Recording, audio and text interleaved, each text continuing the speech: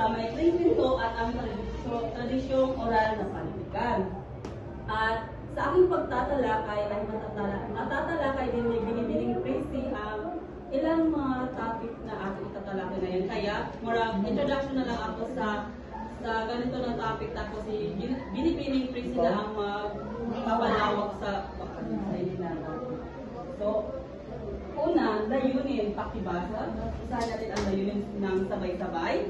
Pagkatapos ng aralin, ang mga mag-aaral ay naasahang nakatalakay ang ugat ng maikling kwento na ipapaliwanag ang mga tradisyong oral sa panitikan na nakapagsasanay sa pamilihan ng maikling kwentong oral. Ang maikling kwento ayon kay Arogante, 1971 ay isang akdang pangpanitikan na naglalayong magsalaysay ng isang mahalagang pangyayari sa buhay at nag-iiwan ng kakintalan sa isip ng mga mambabasa.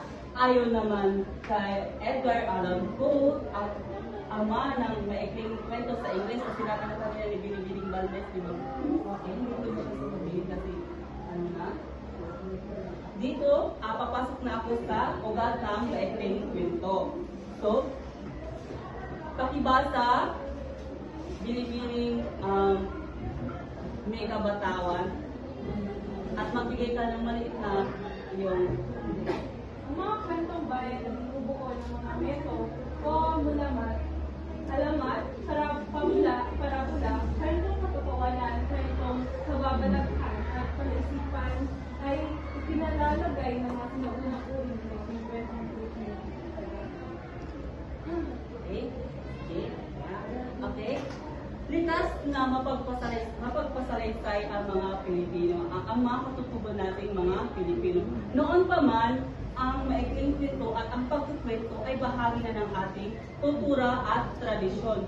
Nakapaloob dito sa maikling kwento kung ano ang uri ng pamumuhay ng mga tao, kung ano yung kanilang sinasalaysay, at kung ano yung paksain ng mga maikling kwento. Sinasabi na ang meto, mulamat, alamat, parabula, at kwentong katatawanan ay isang uri ng maikling kwento. Sinasabi noon na ang ganitong uri ng mga panitikan ay kabilang pa lamang sa maikling kwento. Sunod naman, ayon kay Mayos, 2007, ang bagong anyo ng maikling kwento ay nakilala noong unang siglo nang dumating ang mga Amerikano. Nabago ang anyo ng maikling kwento nung pagdating ng panahon ng mga Amerikano. Sapagkat kung noon ang alamat at ang mga pabula ay kasali pa o kumbaga isa pa siyang, di ba, variety, nagkakaroon ng iba't ibang uri, variety. Walang variety pa siya ng maikling kwento. Ngunit, nung pagdating ng mga Amerikano sa ating bansa, nabago ang estilo at ang pagsusulat ng maikling kwento.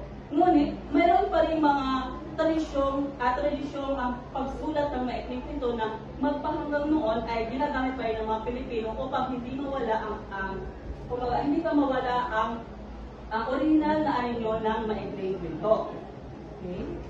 At ang susunod naman ay tatalakayin ko ang ibang pang mga tampok na kwento ay ang mga sumusunod.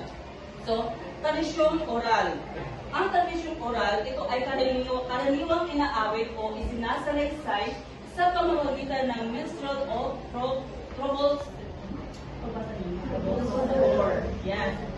Isinasalaysay o inaawit. Karaniwang itong nakikita, di ba, noong unang panahon, uso pa yung sa isang inuman, marang may magkakantabitan ng kanta sila.